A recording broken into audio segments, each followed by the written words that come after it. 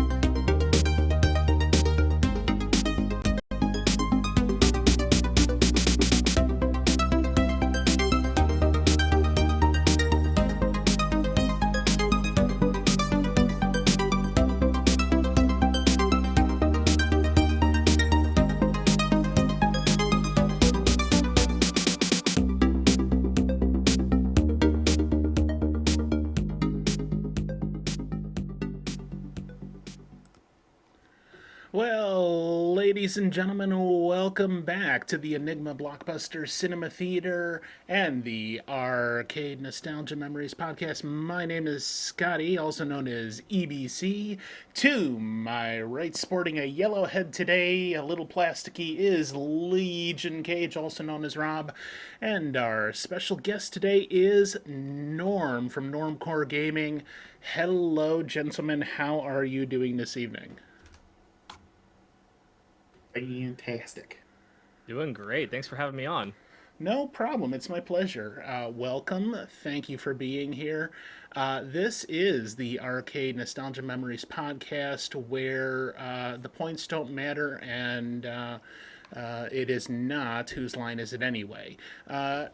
Nostalgia Memories podcast came to me in a fevered dream during a COVID scare, in which I decided to start a podcast where we explore the psychology and the memories surrounding gamers' favorite games. And yeah, we just try to have fun with it, take a look at a game. Whoever we are interviewing for the podcast is going to present either their favorite game or one that really has a lot of memories for them. And we just basically start taking a look and seeing what the game is all about, and then discussing the memories that are surrounding that game. So let's go ahead right on over to start this out here. And Norm's favorite game or at least the one he's presenting, Star Fox 64 from the N64 primarily.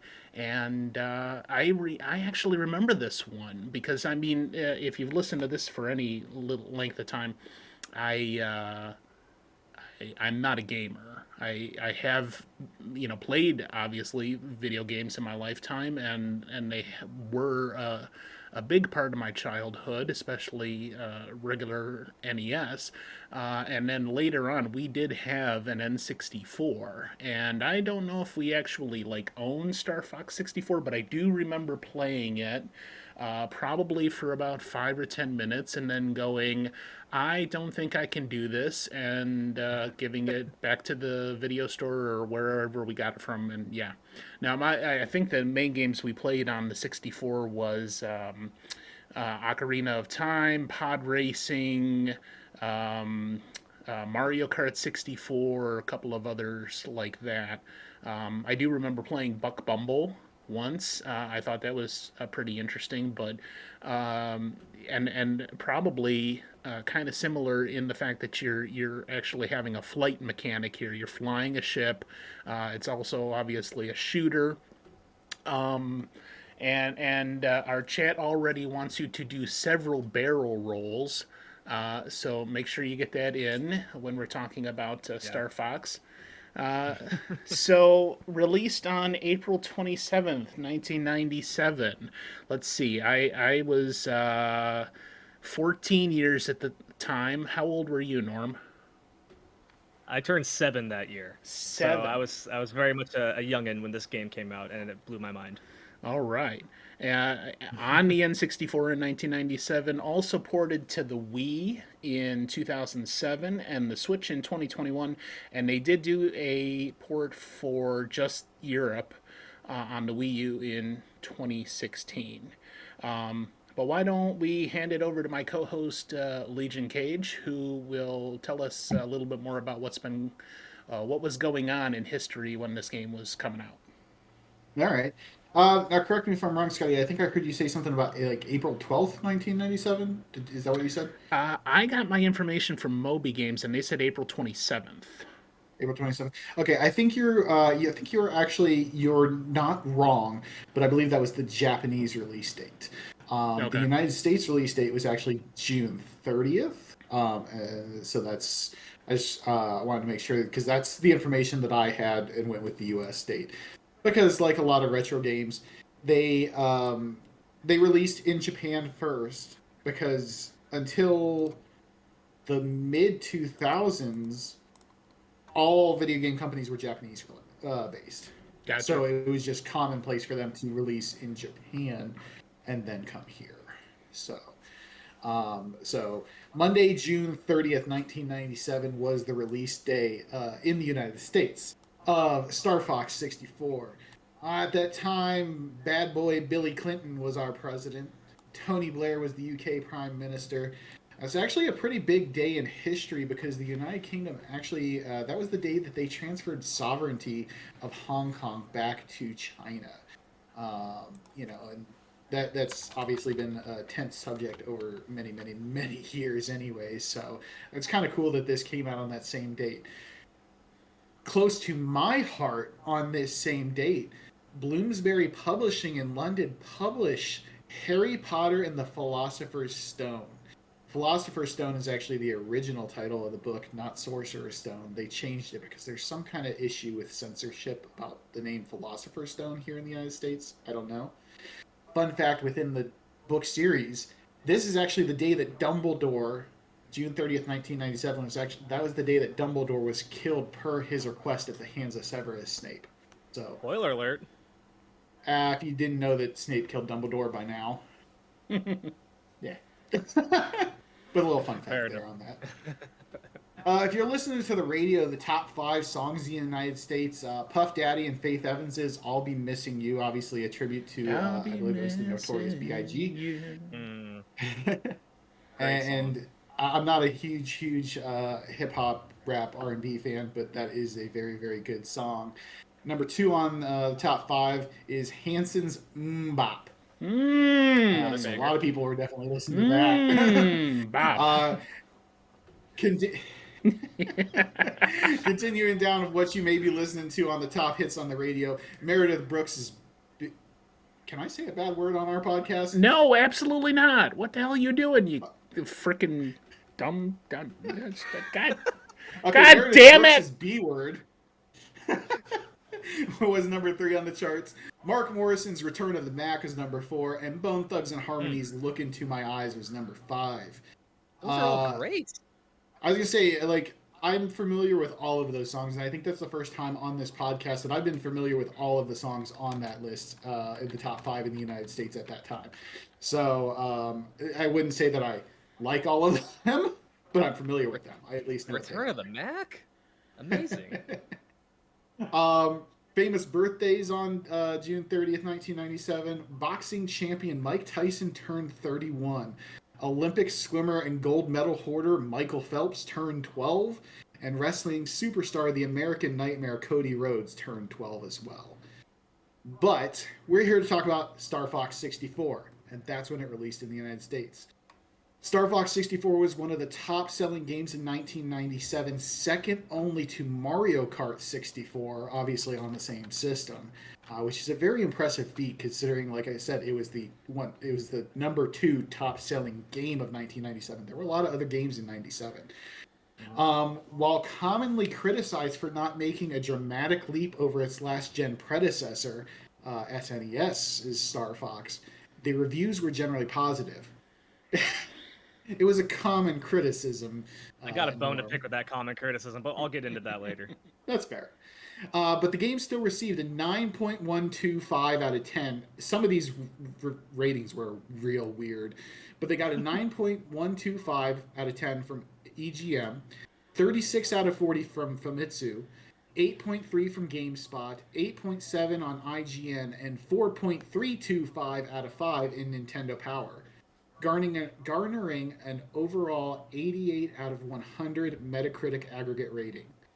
The game was also ranked number 73 in the top 200 Nintendo games ever, and 45th greatest game of all time by Guinness World Records Gamer Edition 2009.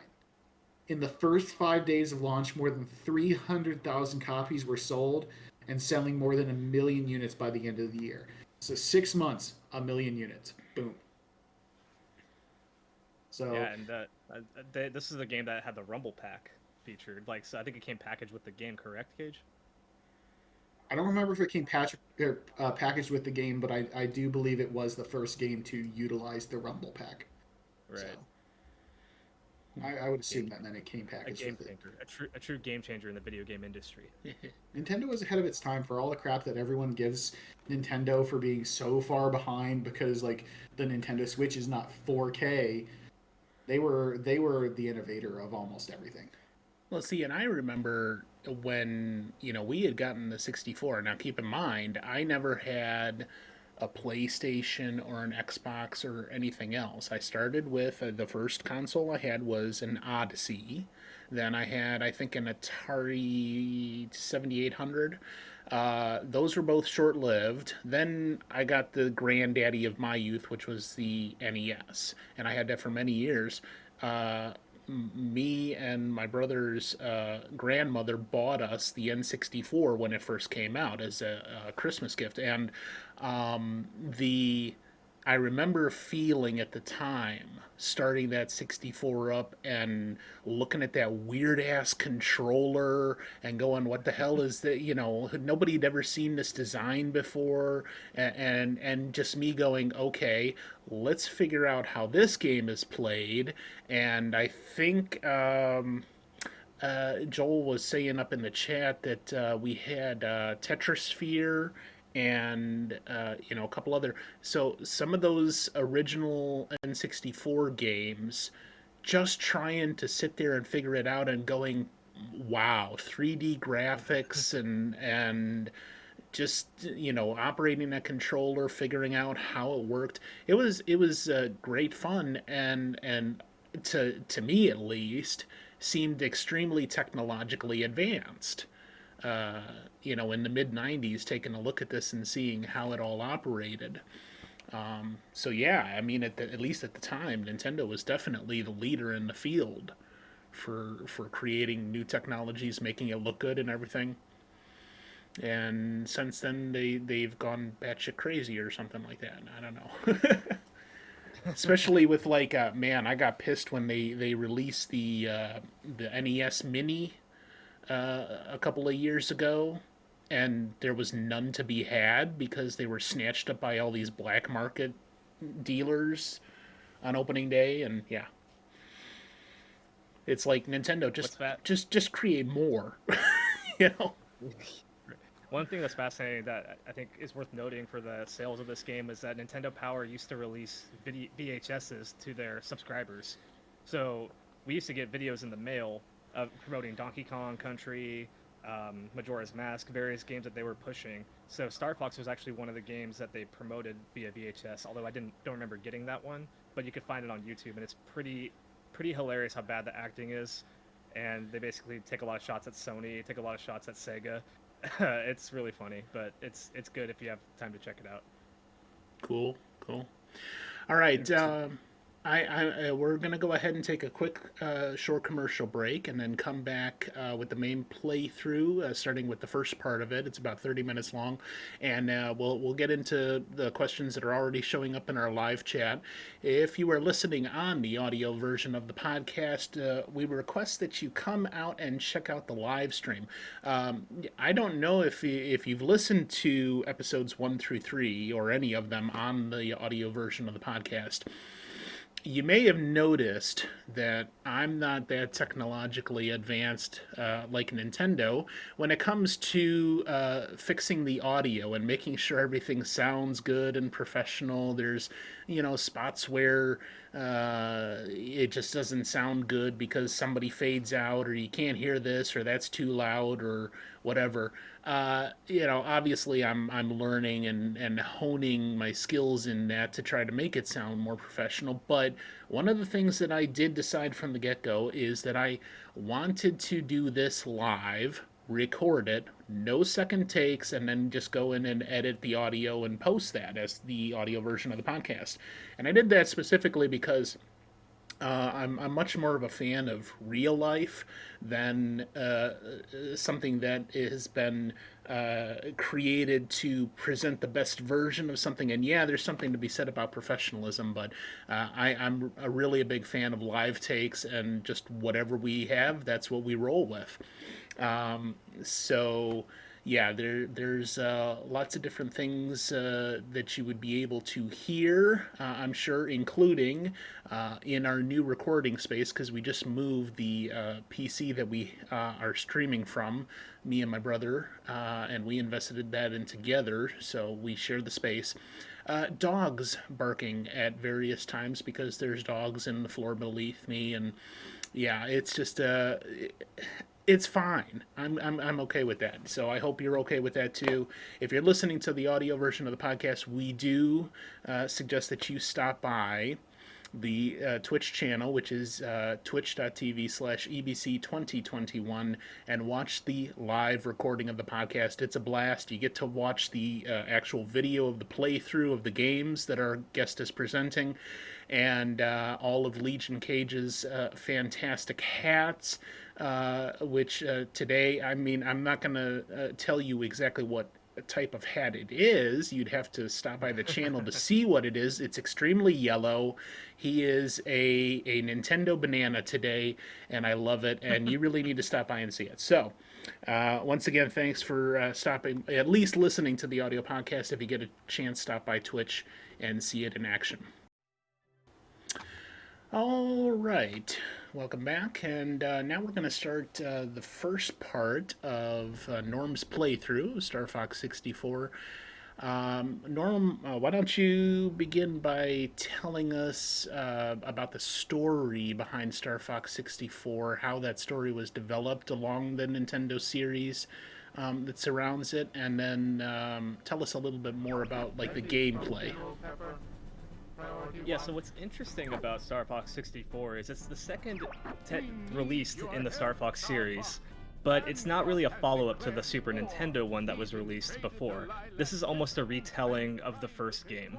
So what we kind of have here is the Star Fox team, and really how they came to be formed. Not really how they came to be formed, but they're already in place, and it's mostly Fox's story, following up a tragic event in his life. Essentially, what we have here, I played when I recorded the footage. I made sure we got this whole intro cutscene. Basically, the Star Fox group they're a group of mercenaries who are kind of fighting for Corneria, which is the main government in the Lilat system, right? And they are hired, and they're rushing to their R-wings here, which is the aircrafts they fly, and they are going to now defend Corneria against Andros and his forces. Andros being a mad scientist who is now taking over the rest of the Lilat system. So that's kind of the 30,000-foot view, and this is explained somewhat in the opening right when you hit game start. It's explained expositionally. So that's really what we're seeing here. Is it kind of throws you right in. You know, Star Fox is here. They've been hired, and this is the crew. And that little intro scene gives you tells you their names: Fox, Falco, Slippy, and Peppy. You get the title screen here, which is kind of unique because you can move the 64 around with the analog stick, and the characters actually track and look where the 64 is going. So it's a little thing they threw in just for fun, starting the game. Oh yeah, they also had something like that on Mario 64. Yeah, where you could grab his face and like stretch it around. Yeah. They were really excited to show off their new innovative technologies, I guess. So this is the opening crawl, if you will. This is similar to a Star Wars, where it tells you everything that's going on. So the stuff I just said about Andros is all in here. One thing I didn't mention is the tragic event that happens in Star Fox's life. Is his father, James McCloud, was the original Star Fox. So James McCloud and Pigma and Peppy were the original Star Fox crew. And what happens is they go to fight against Andros, and Pigma betrays Fox's father, kills him. Peppy gets away. So that's pretty heavy for a Nintendo story, but that's what we have here. Peppy returns and now is fighting alongside James McCloud's son Fox, and the newly formed Star Fox crew is going to defend against Andros. So that's really what this whole intro is telling you. This is also a really unique use of voice acting in the game. You actually get a clear human talking, and it's actually good quality. There's a lot of voice acting in this game, which is new for the time. Not a lot of games around this time had full voice acting, so this was pretty intense. So, real quick for you, Norm, and I apologize, chat. I am going to go a little bit out of order. I just feel like this one fits a little bit more. From Short and Sweet 8402 in chat, they ask, do you remember your first time playing the game, and what did you think about it initially? I love that question. So I was 7 years old, right? So I was pretty young, and we had a really cool neighborhood growing up. We had a lot of neighborhood parties. People would invite you into their homes. And we would hang out. So I don't know if this was a 4th of July party or what, but we were in one of my neighbors' homes, and they had just hooked up the 64 to their big screen TV, and this game was on. So this was my first time seeing the game. I just remember being a little kid blown away by, whoa, this game looks amazing. The characters are super cool looking. I had played the Super Nintendo one because we rented it a few times, and it was just way too hard for me. And then I actually got to sit down and play. They let me play. And I remember the first thing I thought was, I don't understand why I can't fly backwards, which is kind of a weird thing to think about, but because the mechanics of this game, you'll see in a second here, are on-rail shooting in a sense. You are going to a destination, and my first thought, I remember thinking, oh man, I can't go back and miss that ring I missed, or I can't get that power-up I missed, and that was kind of my first impression of it, but really fascinated by it. And then I eventually would get the game a couple years later when we got our own 64, and it became my game. It became the one I loved, so... So obviously you were seeing this new technology for the first time. Was this the first game that you were seeing on a system like this with the 64-bit technology versus what had come before it, the 8 or 16-bit technology that was prevalent with other NES? It wasn't the consoles? first one. It wasn't the first one. The first one was Mario 64 that another neighbor had that I got to go over and play. But this was one of the first I got to experience and then play more as I got older. This is Corneria. It's the first level of the game, and it does a good job. I love games like this that kind of don't hold your hand through tutorials. They kind of just throw you in and let you figure things out. And this game's very intuitive with it. You're noticing I'm picking up items. I'm targeting and using charge shots because that's a really important mechanic in this game. I'm using the brake. There's a lot of different things this game throws you through. And right there, I flew through that little building, and it gives you 3 extra enemies to hit. So there's little secrets the more you play the game that you pick up. So that's just a random thing, but. Great. So I got another question from the chat. You kind of already answered the first part about it, but Isnib asks, did you play the SNES game? Which, again, you kind of already did, but maybe you can touch on it a little bit more. How do you think it compares to the N64 game?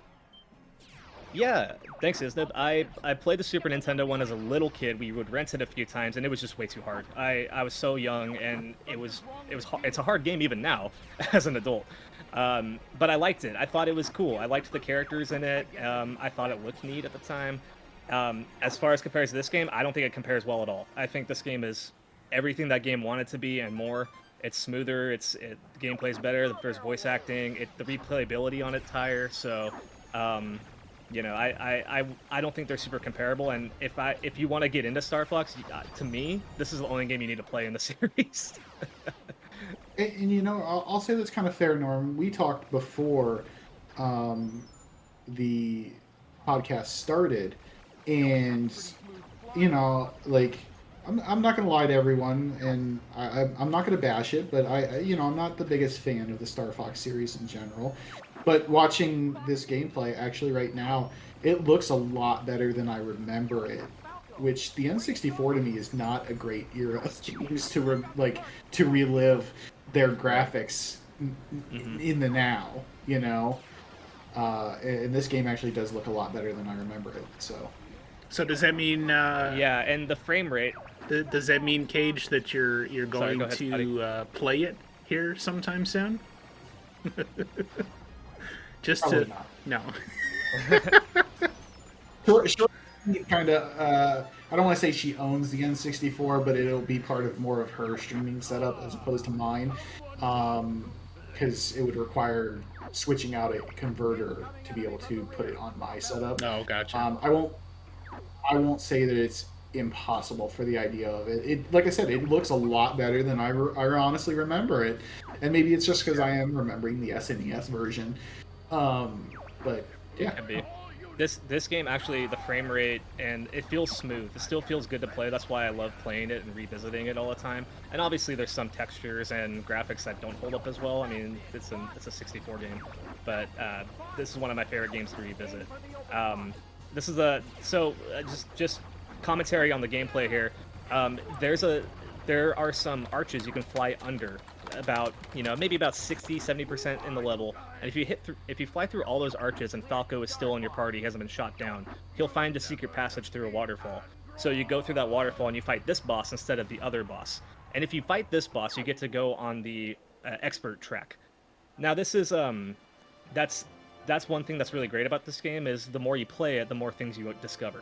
And this is one of those things where back in those days, it was talking on the playground like, hey, I flew through these rings and Falco took me through the waterfall, and stuff like that was really cool for the time. So I just love that about this game.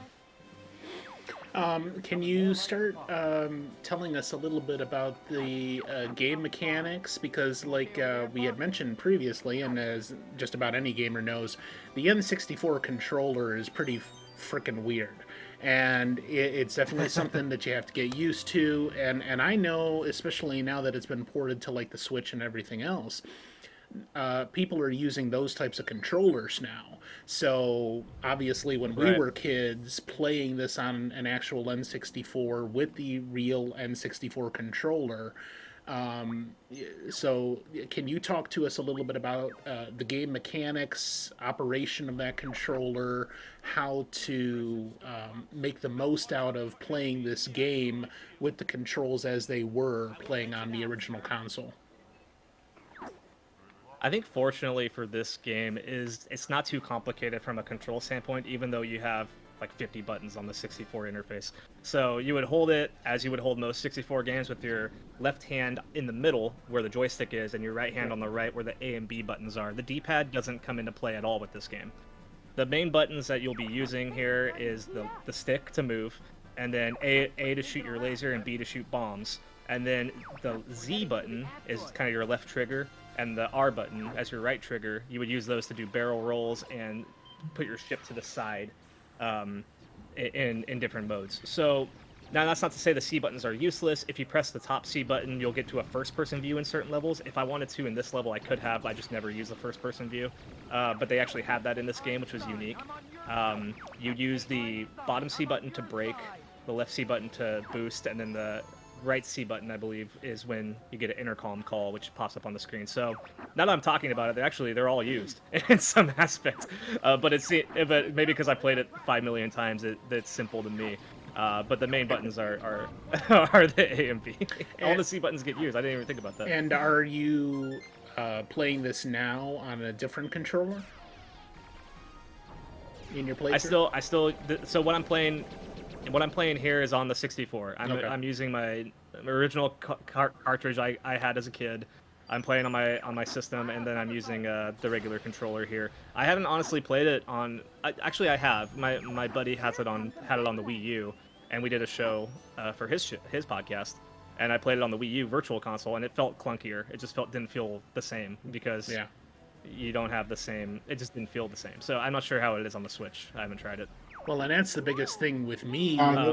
That's the biggest thing with me playing like old NES games. I've tried playing some of them on like not refurbished, different types of consoles that play NES cartridges, and the controllers are a little bit different, or they tried to maybe do a cross between NES and SNES, and they've got the 4 buttons on there for SNES, but and the same thing with when I was playing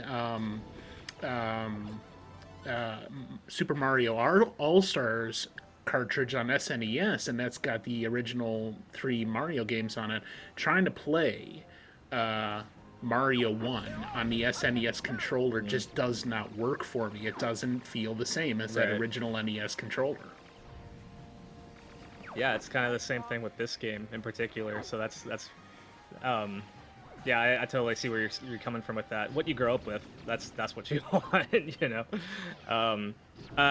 This level is the asteroid field, and I love this level. It's probably my favorite level in the game. Actually, maybe second favorite. From a game design standpoint, this is a very much tutorial level without holding your hand and saying, "Hey, use this, now do this, now spend 3 hours learning how to play the game." It's you fly through these different meteors, and Peppy's telling you, "Hey, use the brake," and it tells you on the screen, like, press down C. Right. Use the boost to get through, then, like, use left C. There's all these. It's really, it's a nice tutorial without being a tutorial, and that's why this level is really cool. This is actually on the easy route. I unlocked the hard route in the first level, but I chose to go this way because there's a skip you can do in this level to get back on the expert track, and I tried really hard to do it. I've done it a million times, but for whatever reason during this recording session I couldn't quite hit it. And you'll see me try to do it up ahead here in a little bit. But there's another thing about this game. There's a lot of little secrets and things you could do. It's actually coming up right here. But fly through this checkpoint, and then you'll see it just in a second here. But yeah, it's just brutal. You kind of already touched on this, but user in chat, Cons is cool 69 asks, do you have a favorite gameplay moment or level in this game? You mentioned that this was, at first you mentioned this was your favorite level, and then you kind of backtracked that. So can you touch on that? This is definitely one of them, but not my favorite. My favorite level is the one right before Venom on the expert track, which is I just missed it. You could see the. So I missed it, and then I hit retry so I could do it again because I'm like, I really want to hit the skip jump because that's a really cool thing to show. So that's me starting the level over. And when you reset the level, you lose all your upgrades, which kind of sucks. But no, the level right before Venom, and I'm blanking on the name. But that's my favorite one because at that point in the game, it's like they know that you're going the expert route. They throw everything in the kitchen sink at you. The dialogue is great. It's everything you've learned up to the game testing you, which is so great. Yeah, and Homeboy in the chat, I didn't hit it, but I have done it before, and that's Homeboy. It's such a bummer that I wasn't able to do it for the show, but that's Homeboy in our live chat saying you got to get the secret ending here, and apparently Norm has to do this live on his own channel so that he can satisfy Homeboy's desire there. Yeah, I wasn't able to hit it this time. I even went back and tried, but I figured, you know, it's not all for naught, because even if you don't get the skip, the meteor skip, you can get back on the expert track, which I do, just a different way. Well, here's something I'll say about that. Right? Don't knock the idea of going back and getting that secret ending. Like right here, for anyone who was here for our very first episode, we had Doom on, and he was showing us Black Tiger, and he was talking about wanting to get a no death run in the game, and we got out of the podcast, the live podcast, and he jumped on his channel, and sure enough, did a playthrough that night and got a no death run. So and throwing that out there, Norm. And I kept forgetting to mention that on our podcast. I'm like, so that very night he went ahead and got that deathless 1 credit run, and I'm like, okay, I gotta mention that when we do episode 2. And of course, my brain is about the same consistency as like moldy peanut butter, and it just didn't materialize. Same with last episode, and now thank you, Cage, for reminding me about that, because that was like the greatest thing in the history of gaming ever, was us interviewing Doom and him saying, yep, that's the next thing I want to hit, is that 1 credit deathless run. Sure enough, that frickin' night he pulls it off, and it was amazing to watch that, even if I personally didn't see it live at the moment, but watching the video on demand. And later he went on to go ahead and post it's not been verified, but I mean, he's got a world record on speedrun as soon as they verify it and post it for Black Tiger. He's number 3 in the world on that. And and he's been doing some other things. Obviously this is Norm's stream here, but you do want to check out some of the other episodes that we've done here on RCADE and the people that we've interviewed. You're sure to be entertained by some of the gaming and the playthroughs. We do have a couple of world record holders on speedrun.com. And of course, within our own community here, we have been maintaining a leaderboard for high scores and times for speedruns and things like that. And it's just a lot of fun to watch some of the gamers do these runs and the playthroughs, tournaments, and things like that. Just missed it. I was too high. I think I thought I had it there, and that I forgot there was one more on the left. So and then as I was recording the footage, I was like, should I try it one more time? I was like, nah, I'll just move on, because I can get back on the expert track without doing this. The thing is, I have done the skip before. You gotta believe me. And if you look at my my records, at my personal best at the end of this, the best score I've gotten in this game, it was when I was in high school still, and because I was playing it pretty frequently, and I hit. You get around 300 to 350 kills or hits if you take the asteroid belt, or skip, because it actually hyperspace jumps you to a new area with a lot of asteroids to blow up and a lot of enemies to shoot, and you also get a ton of power-ups. So it's almost like a secret area, but it's also really worth it if you're going for high scores. Yes, Cons can vouch for me in the chat. He says he's watched me do it 20 times in person. I still say we need to see it on stream. Yeah. And of course, it's at the end of the level too, so you have to play through the whole thing just to get there. But that's how they test you back then. So is this a boss right here? Is this the boss of the level? Yeah. Oh, it says boss on the thing. I'm an idiot. No, you're fine. This is the boss of the asteroid field. He's got an interesting personality. Kind of calls us stupid.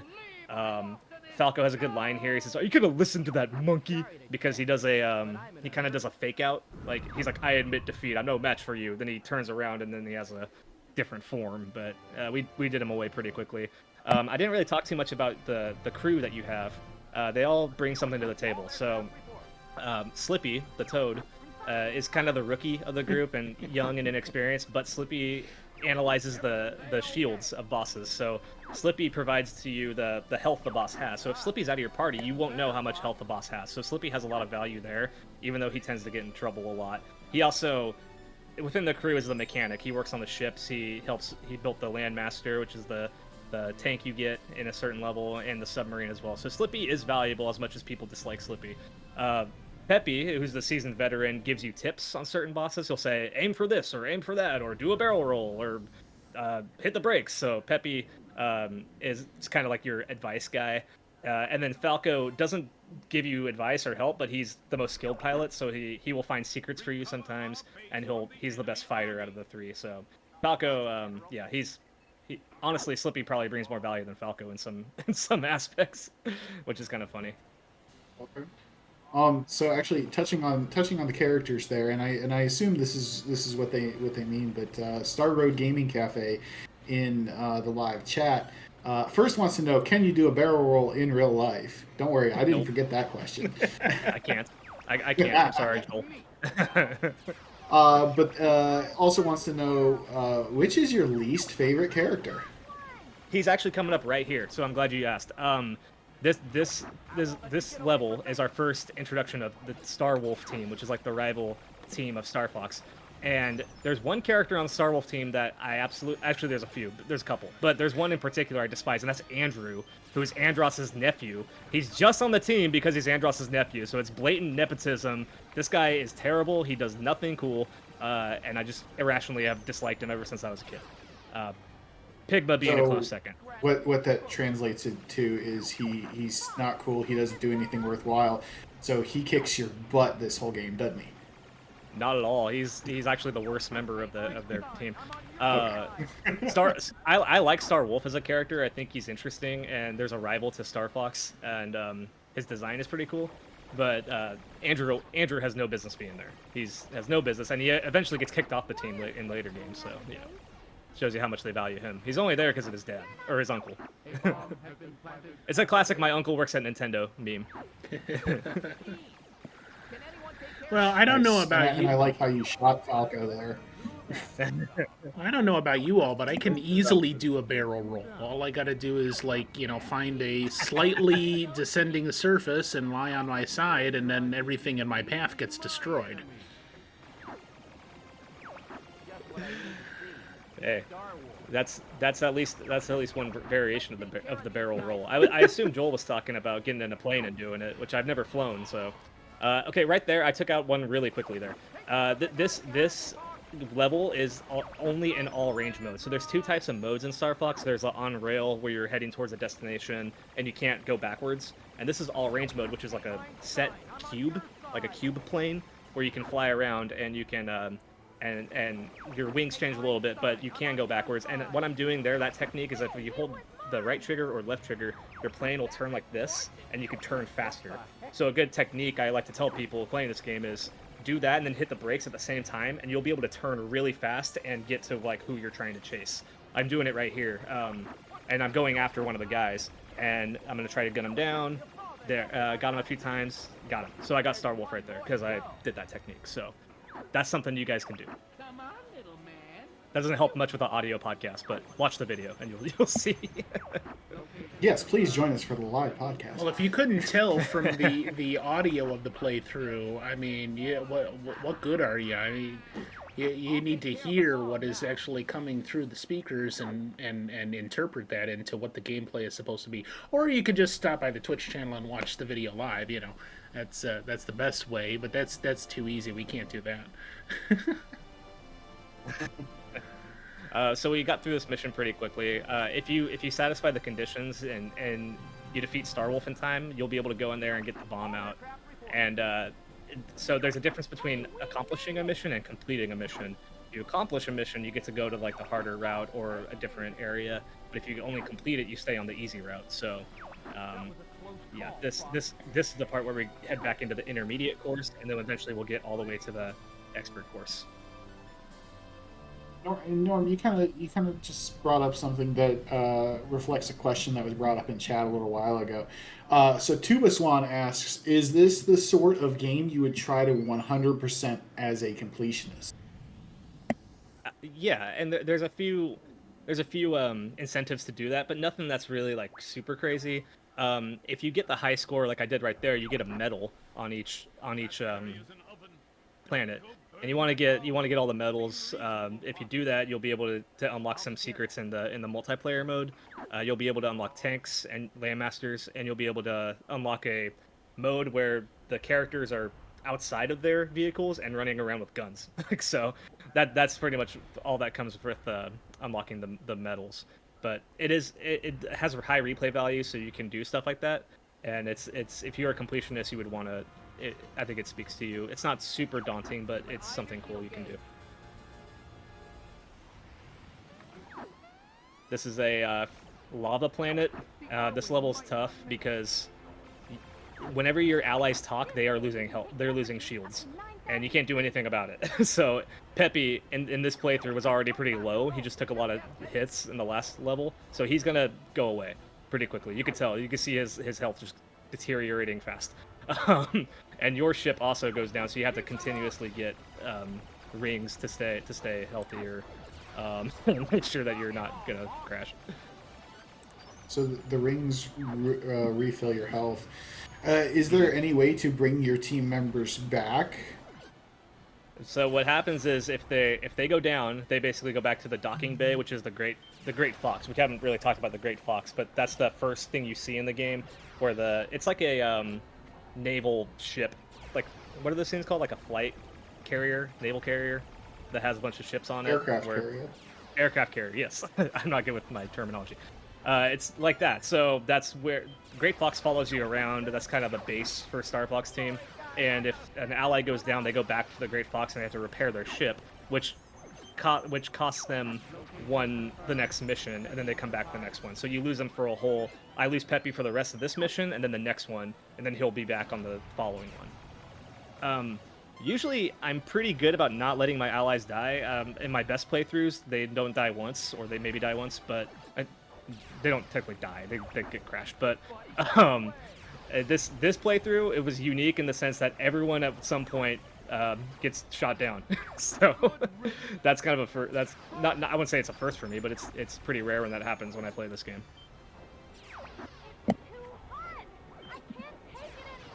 So again, another question from the chat from Tubaswan, actually. What would you like to see in a future game in the series? I would love for them just to get back to something like this, which is kind of a cop-out answer, but I would love. We never technically got a sequel to this game. We like that is true to this game. All the sequels to this game have different gimmicks or different things about them that kind of define them. Whereas this game to me is the pinnacle of the series. I think it's the only one worth playing in the series personally.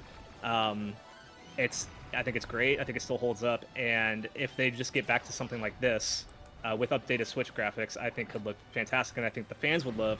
But I also think would introduce a new generation of players to it. So hopefully they would do something like that. But I'm not holding my breath after 20 years of disappointment with Nintendo treating this franchise, unfortunately. Yep, that's Nintendo for you. All right. Yeah. We're gonna because we're coming up to the end of the first part of the playthrough with this lava monster boss. The floor is lava here, and we're gonna take praying mantis. Oh, is that what that is? Praying mantis coming out of the sun. Yeah. But in any case, we're going to take a short commercial break and come right back for the second part of the playthrough. You have been listening to the Arcade Nostalgia Memories podcast on the Twitch channel at the address twitch.tv/EBC2021. We're going to take a short commercial break and be back in just a little bit. All right, so we're coming back now for the second part of Norm's playthrough of Star Fox 64.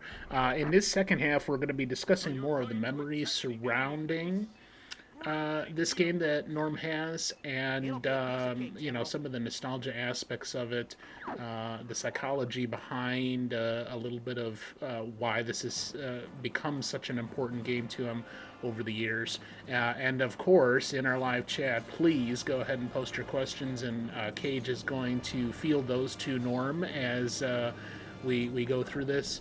And Norm, why is this game in particular so important to you? Well, I touched it a little bit earlier, but this kind of became one of those games that was mine. I'm the youngest of three boys, so the youngest. I was a baby of the family. Definitely spoiled. Definitely got my way a lot of the time. But we always shared video games, obviously, and I was in the position where I was mostly watching my brothers play, and I was honestly happy with it. People always say, like, how could you sit there and watch? Like, wouldn't you want to play? I'd be like, no, I was fascinated by video games. Always have been. I've been fascinated by the worlds, the stories, the graphics. I was basically a Twitch viewer before Twitch because I'd watch my brothers play and listen to their commentary and things like that. And I would think I'm excited for when I get to play because maybe I'll approach it this way. So I've always grown up with that. That being said, I didn't really have a lot of games that belonged to me. They belonged to everyone else. So I actually was able to buy this game like with my allowance, and I got to like own it. And of course, I shared with my brother to let him play as well.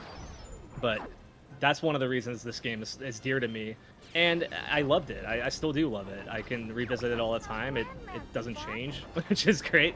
I know what to expect every time I play it, and it's one of those comfort games for me. You know, it's one I could always revisit and play. So, random question. As we're watching the gameplay on the live podcast here, you're in a tank now. You're in the Landmaster tank. Mm-hmm. Since when do tanks barrel roll? That's my question.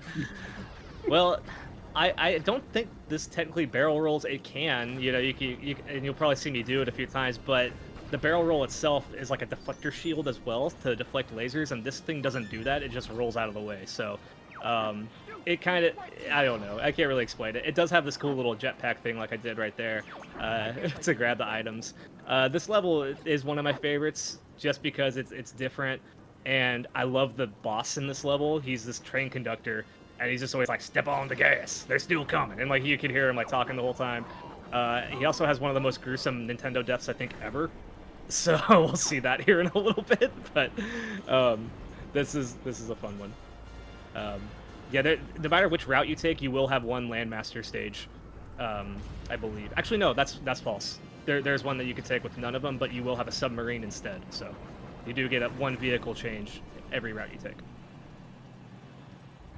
Well, and as and again, Slippy was the one who designed it. and as Tubaswan in our chat says, tanks can barrel roll if you believe they can. You just have to have faith, my man. Yep. So accurate. Yes.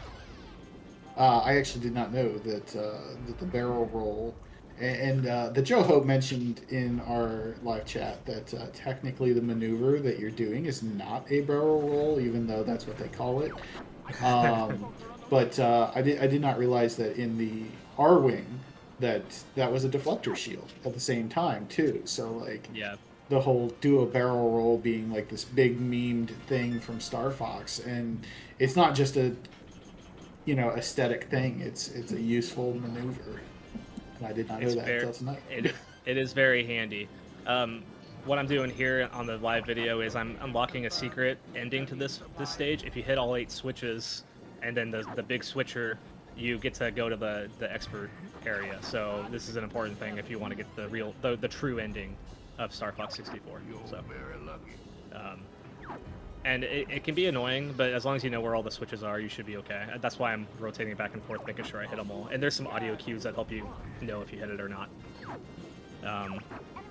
I think more memories with this game is just I had multiple friends who had this game as well. So Playground talking about it, you know, I would I loved talking about it outside of just playing it with my friends, saying I found this, or I shot down this many this time, or I got this score, and it was just a fun interest game for us to have, and then figuring out secrets together, like stuff like this, like what I'm doing right now, was a really cool thing for the time. Nice. So Tubaswan asked another question, and again, you already mentioned that this is the game that was the only one worth playing, kinda, in the series. So Tuba wants to know, what did you like about the direction of the sequels of this game?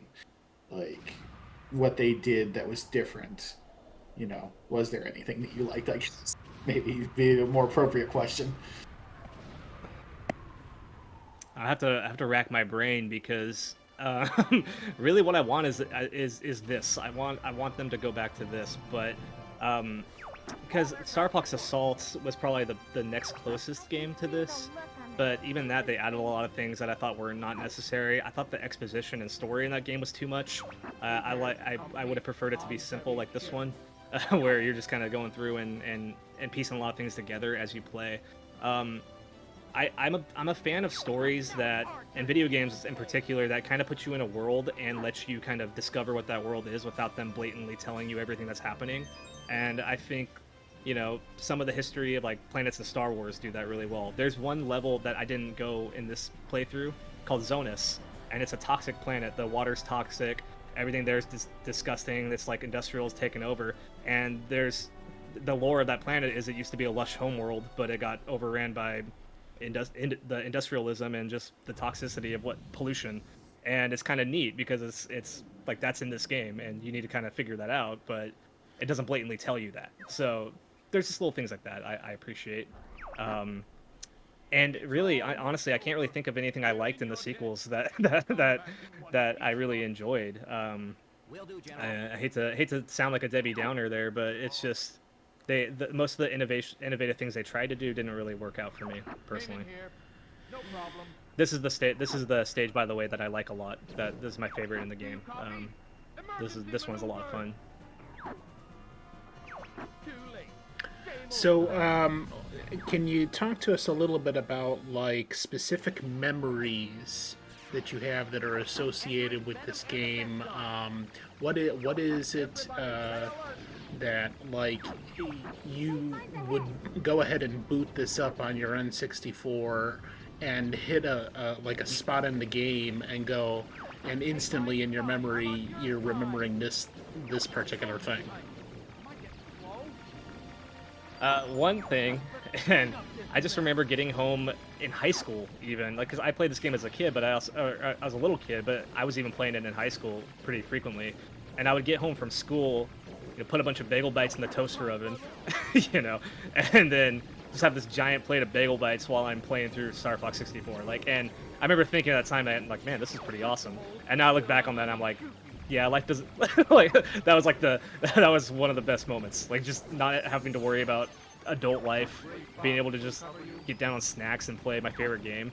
Like that was those are some of my favorite memories. I think some of the Star Wolf scenes in particular bring back a lot of bad memories because those are some of my biggest rage moments as a kid, especially this one coming up after this level.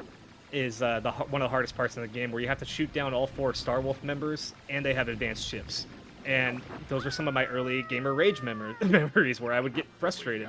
I'd get angry with my teammates for not helping out. Like I'd have to do all the work and things like that. And I didn't realize at the time that it was all character building. So those are some of the few memories that whenever I play this game, I can't help but think about. Well, that still sounds pretty awesome, and you do know that they still sell bagel bites, right? You can do this live on your channel next week, you know, doing a Star Fox stream, as long as you have the bagel bites present. That's going to be the kicker, you know? That's the key to all of this. Bagel bites. But as long as he brings enough bagel bites to share. You hear that, Nabisco? We're rooting for you. You're the key to success in Star Fox 64. Hashtag not sponsored.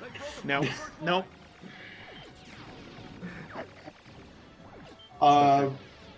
So, kind of following up on some of the stuff you were talking about, like the other games in this franchise.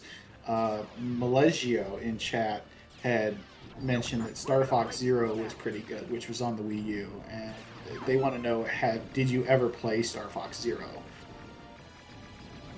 Yeah, this is going to sound hypocritical because I'm trashing a lot of sequels, but I actually haven't played Zero. I did see the reviews for it and watched a lot of stuff coming out because I was excited about the prospect of a Star Fox game on the Wii U.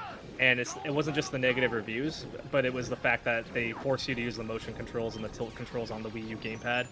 And that to me was just, if they would have given you the option to play it like how the game normally is, I would have spent the money on it, but I didn't feel like it was justified. So no, I haven't, and maybe I should give it a shot. Hopefully the price has dropped on it. I would assume it has. So yeah, I have not played that one, but from what I've heard, Or it's just that specific mechanic. or maybe if you kind of ruined it. maybe if you could get it on an emulator and play it on a more normal controller. Yeah, I'm not You sure know- though, because they legit said that you have to use the tilt controls on the gamepad. Like they won't let you not use that. So I think you would have to use a gamepad and have motion control. And that was that honestly has been something that has plagued Nintendo after like the N64 and GameCube generation, when you got into the Wii and the Wii U, and even a little bit in the Switch, where you've had to use a very gimmicky control scheme with their consoles, and it has affected a lot of games in a negative fashion, at least for people who were reviewing them. So, but Malegio adds on that they got the game cheap, and you barely even notice the motion controls. They would prefer not to use them, but it's not difficult to use. So. Yeah, and I'm willing to be open-minded and give it a shot. So I should try it just because I love this game so much.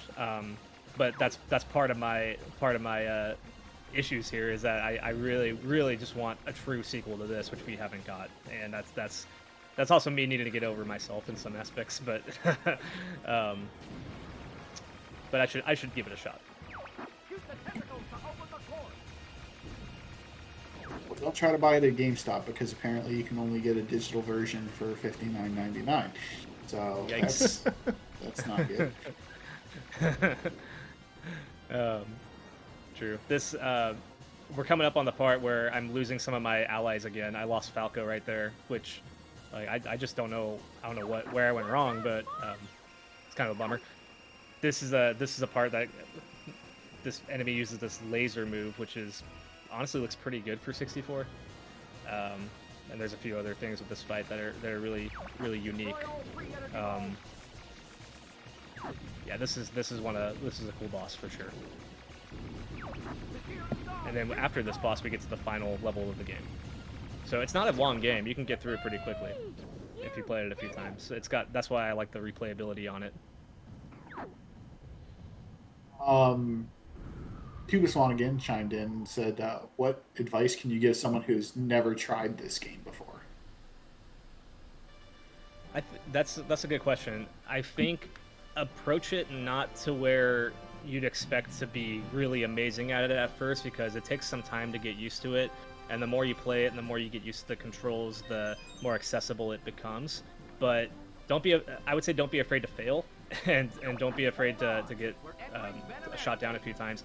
And also, maybe I would also advise to just play it and have fun with it, and you'll uncover things as they come instead of using a guide or something, because I think that this game is more fun to play through, with going in without any expectations, because you figure things out and the replayability is really high.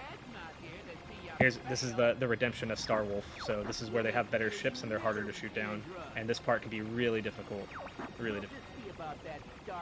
This is also where I lose all my guys. Yeah, you were just mentioning a little bit earlier too about how you lose your teammates. I have to imagine that that's probably one of the most sought after forms of completion of the game, is to not only complete all the missions as you're supposed to, but all of your team members are still alive. And I gotta wonder, like, what kind of game mechanics Nintendo put into the game just to make that possible, if it is even possible. Obviously I don't know a lot about, like, what the stats on this game are for how that sort of play is to be done, but if it is possible, how difficult is it, and what do you have to go through to actually make that kind of completion happen? So it's definitely possible. Nintendo doesn't really incentivize you to do it. You don't get any achievements. This is kind of before that era. You don't get any special things for it, but on your score at the very end, you get your kind of your high score or your record there. It tells you how many levels, how many stages that your team was there. So it would say like Peppy 5, he was only there for 5 stages, Slippy 3. So that's one area where you can track it. I do think on my best playthrough, none of them died or none of them went down, but I'm not totally sure there. I maybe lost one at one point, but it's as far as your question about how hard it is, a lot of it depends on the route you take. The fire level is a pain for this because your allies will take a lot of damage just because they take a lot being on that level. Right there, I accidentally shot down Peppy because I thought he was I thought he was that Star Wolf. So that could happen too. It's just making sure you don't shoot your own guys down. Oh boy! And at this point, yeah, that was kind of rough. But at this point, I was just like, I got to get these guys down because if you shoot them all down in a fast enough time, you get more of a bonus for your hits. And you also get items. You'll get gold rings, which help increase your health, or you'll get white stars, which give you more health. So all in all, I actually got through this pretty quick because this one could be really difficult, especially if you don't have the laser upgrades. But again, I'm using that technique I kept talking about, where you go to the side and you hit the brake because you'll turn a lot faster. So highly recommend that for everybody. There, we got Leon. So that's pretty good.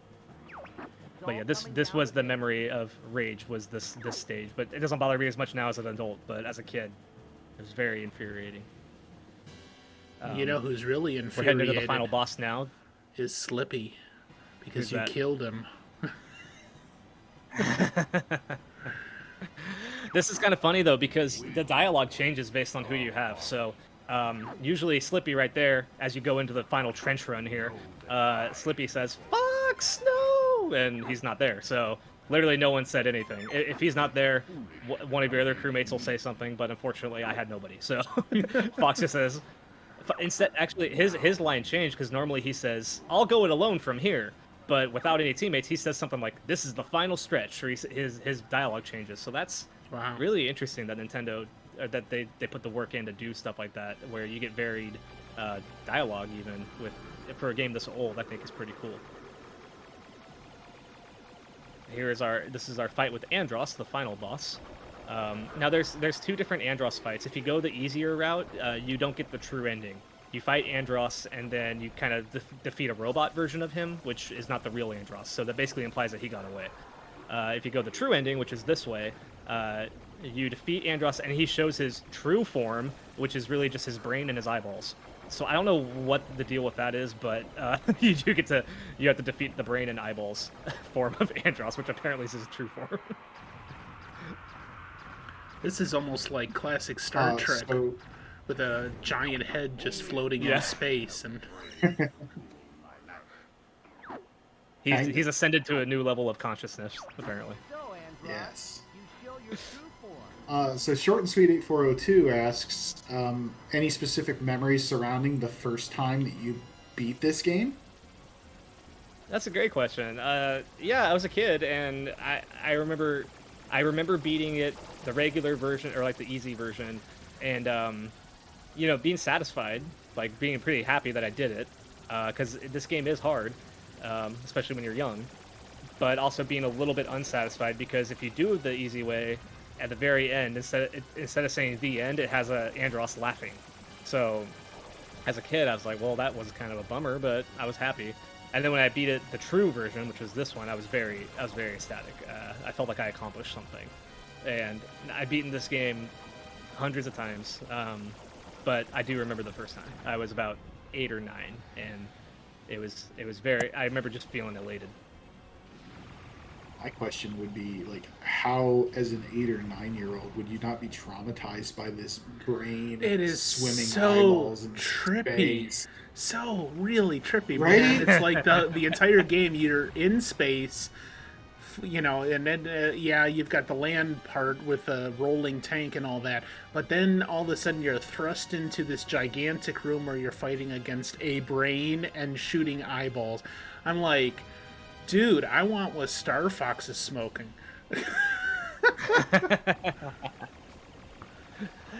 Yeah. I don't know. I guess it's pretty desensitized. I was having older brothers and maybe seeing the stuff they had, which you know, I guess as a kid I was like, this makes sense. Well, the N64 started getting into some interesting territories. I mean, pretty sure most of us know of Conker's Bad Fur Day, and Yeah. so a trippy brain and flying eyeball sequence. Let's do whatever. It's cool. Yeah. This is I a really mean, cool part. Father. So James McLeod, yeah, this is the ghost of James McLeod appears and guides you out of the trench run, and I actually have a funny memory with this one to share. I was in my 20s. I was living with my brother at the time, and this was quite a time to be alive because most nights we were drinking and playing 64. We'd have friends come over. We'd play Blitz. We'd play Gretzky. Even though this was like way after the 64 had come out, but this is just what we were doing. So one of these nights, I was playing this game and I was doing this part, and it just so happened that what you have to do is follow James out of here, James McLeod, and he takes you a certain route. You have to keep up with him because if you don't see which way he goes, you'll be dead. So I was in the spot where I lost both wings, and if you lose a wing in this game, it really affects your flying. And I had 0 health, so I couldn't touch one wall. So unfortunately, I couldn't catch up to James. I had to guess the whole way, and so I'm guessing this whole time. And my brother gets right up next to me and he starts saying, "There's no way you do this. There's no way you do this. There's no way you do this." And somehow, against all odds, I found my way out of there. And I got to this part and I said, "Yes, yes, I did it." And then he laid on top of the controller, pushed my hand down, and then I flew up into the ceiling. Oh. And and he starts just busting up laughing, and all I could do was, dude, and I punched him and like shoved him off the couch, and he's just laughing hysterically, like harder than I've ever seen him laugh before. And it was so funny in that moment. I started laughing because I was like, what can you do at this point? But it was just, but the rage I had, and then just to see him like cackling hysterically was like, okay, this is actually pretty funny. So that's one memory with this game. Oh, that's a fantastic memory. I was able to do it. Yeah, right. I was able to do it. He just ruined it at the last minute. Another part here. There was no dialogue at the end because I didn't have my crewmates, so Fox just sits there pensively thinking about what just happened, looking for his dad who disappeared. So it's kind of nice to have no dialogue. I hadn't really seen that, or if I have, I forgot, so that's pretty neat. And this is the ending. Homeboy in chat asks, now that Star Fox 2 is officially canon, since it never officially released on the SNES and was released on the SNES Classic, do you think we'll see the new characters in games going forward, maybe even a Star Fox 64 remake? I think so. I think we'll see some iteration of them if they choose to go back to Star Fox. They've kind of dug themselves a weird hole with all of these characters they added in the DS game, but then again they said all those endings weren't canon, so I don't know where that fits in with all those characters they added there.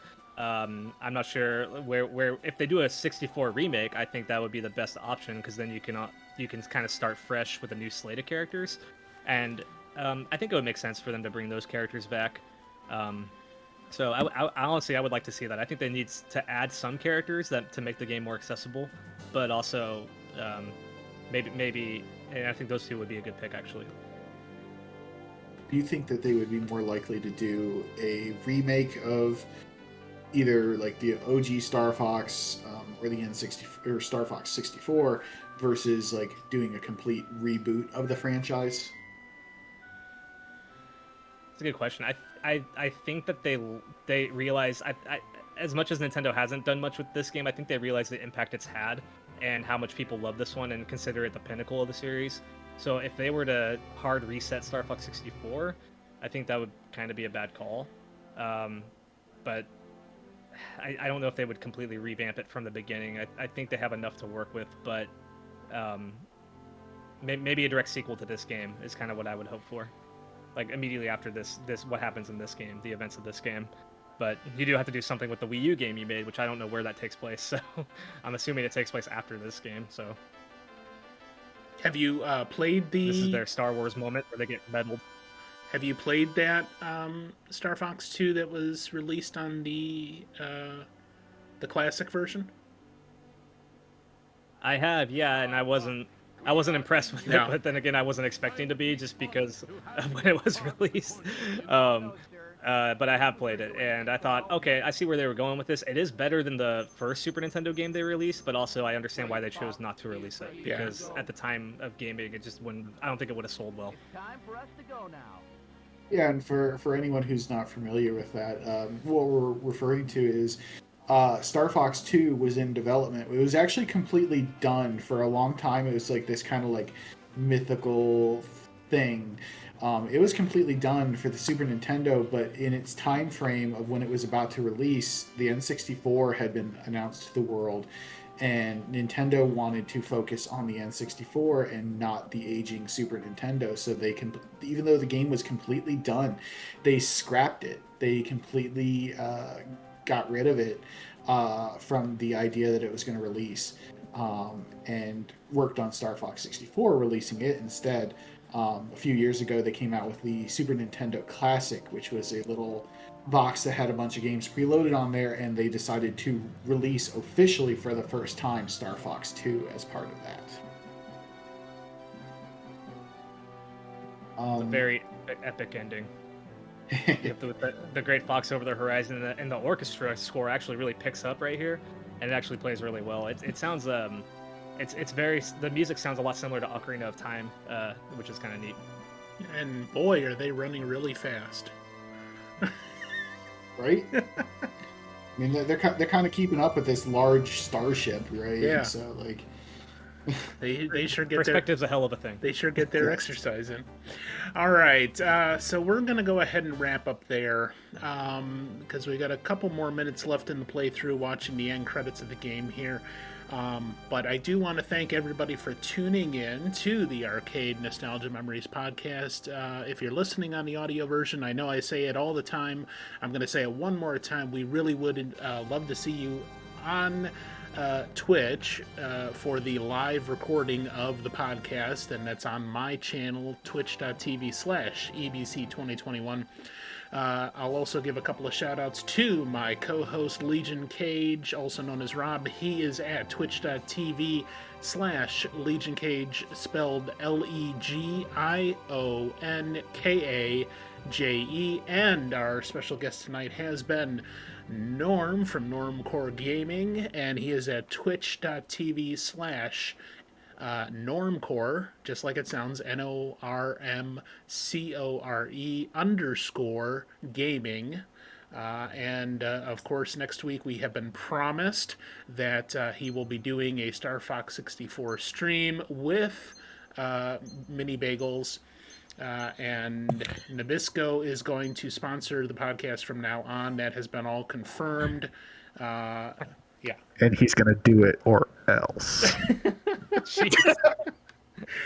Oh, I have no way out. yeah. So, once again, thank you all for joining us. If you're on listening to the audio version of the podcast, we do really implore you to stop by Twitch and check it out. It's very cool to watch these playthroughs. Our gamers that we interview every other week or so, every 2 weeks we do this, and it's really great fun to show up in chat, ask your questions of our guest, and watch the playthroughs. So we're gonna say goodnight for today. I'm going to let you know we will have one more episode, Season 1, Episode 5 of the Arcade Podcast that's going to be coming out right around the second week of December. We're going to be recording that live podcast on the Twitch channel, I believe on December 5th, which is a Sunday. And that will be the last episode for 2021. Then we will pick up in the second week of January with episode 6 and continue on. So we'll be taking about a month off there. Again, I do have about 14 episodes planned for the first season, taking us through the end of May, and then we'll take a break for the summer. But we will have that one more episode in December, and then take a break into 2022. So, once again, from the Enigma Blockbuster Cinema Theater, the Arcade Nostalgia Memories podcast. I have been your host, Scotty, also known as EBC. My co-host, Legion Cage, also known as Rob, and our special guest tonight was Norm from Normcore Gaming. Thank you very much for joining us, and we'll see you next time. All right, for those of you still with us here on the live broadcast, thank you for showing up and sticking around. We really appreciate you. We're going to go right over now to...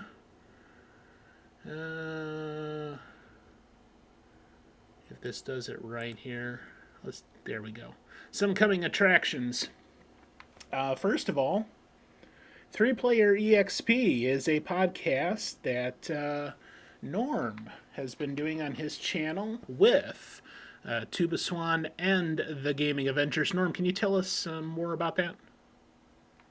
Yeah, absolutely. Thanks for promoting it. 3-Player EXP is a show with 3 different people who stream on Twitch, myself, Tuba, and Ben from the Gaming Avengers, and we're all playing through the same game in different sections, and it's a book club style podcast where we play through a section on our personal channels, and then we get together on a Saturday night, and then we talk about our experience and do a little bit of a deep dive on the game, the history, the story, all sorts of different things about it. So right now we're playing through Super Mario RPG, but we'll be playing through other games as well when we are done with that, and that's on Saturday nights at 8:30 p.m. Pacific time.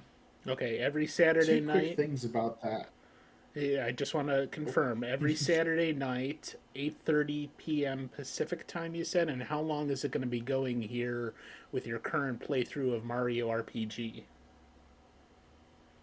We're making pretty good progress. I do think we have about 6 weeks left because as we get to the end game, a lot more things happen. So I think about 6 more weeks. So probably till the end of 2021, we'll be playing that one, and then we'll pick up a new season next year. Okay. Legion, what did you have to say about that? Oh, I was going to say 2 things. A, never realized that the Gaming Avengers, Ben's logo was a Spider-Man wearing Mega Man armor. That's really cool. 2, have you guys decided or discussed what you may be playing once you finish Super Mario RPG? Not yet. I think we'll wait until the very last episode and then maybe give a hint or a tease of the next game. But nothing yet that I can share here. Oh. Legal team is telling me not to. So. All right, yeah, we don't want to get you in trouble. Yeah. No arresting of Norm before the Star Fox 64 and Bagel Mini stream. So, also coming up here, I have taken. We'll get to that in a second. I'm getting ahead of myself.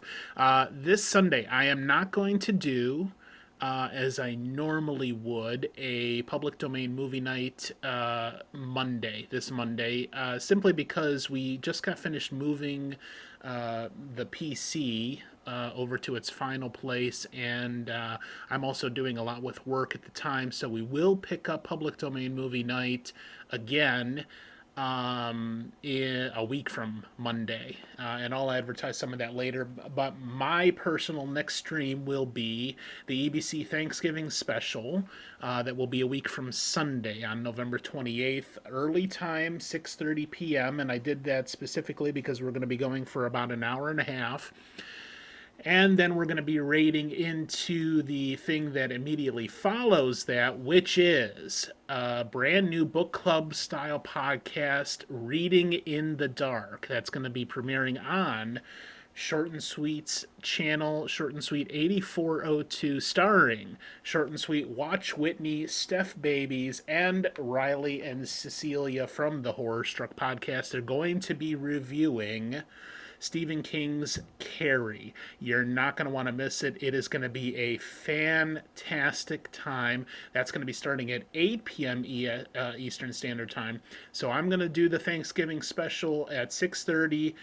Like I said, we'll go about an hour and a half until they start at 8 p.m. and then raid into their channel. So please stop by for both of those.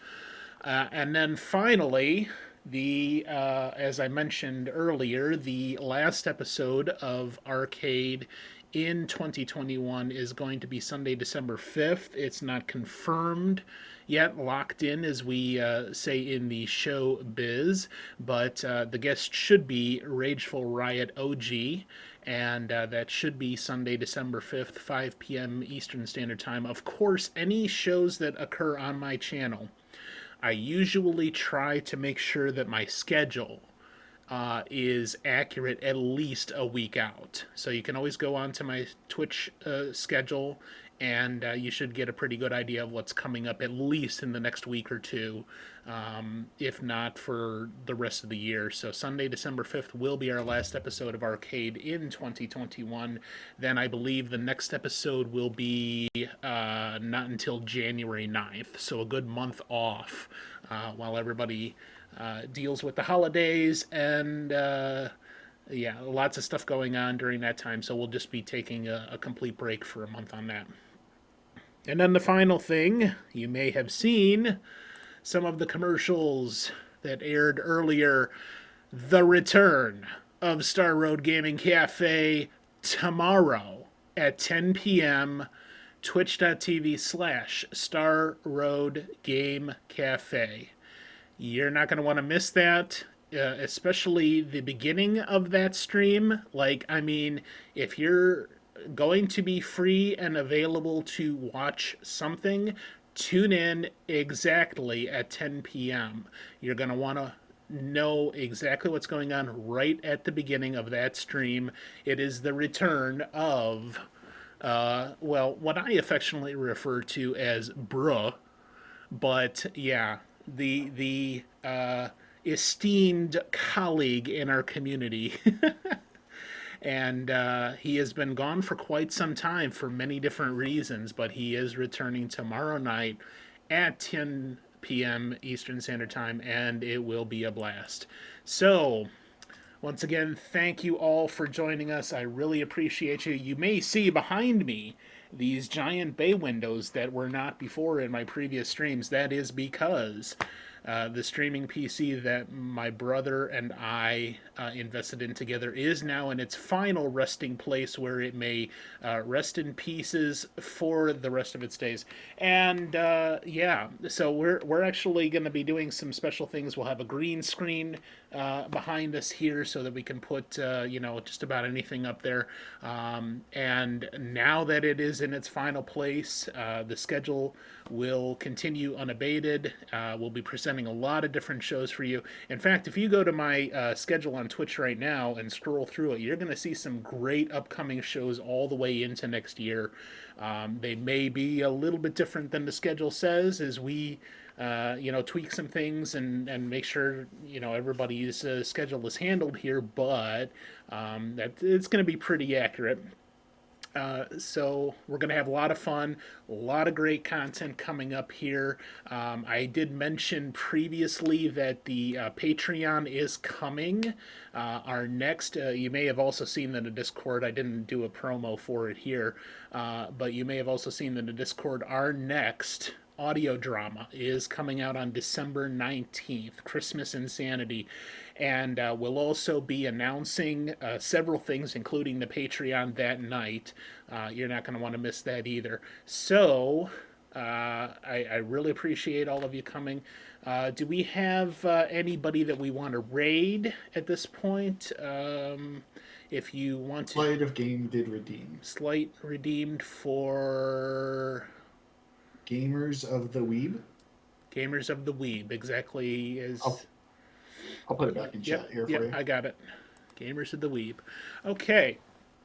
So we're going to go raid Gamers of the Weeb, get your emotes out in chat, twerking Kermits, Ben Steins, maybe some something from Normcore or Legion Cage, whatever you like, and let them know that we are there to say hello and create chaos. And otherwise, once again, thanks for joining us. We will see you next Sunday for the Thanksgiving special. It's sure to be a turkey gobbling time and something along those lines. So let me go ahead and get this going here. Gamers of the Weeb. There we go. All right. Oh, Norm's like, fuck this podcast. I am leaving.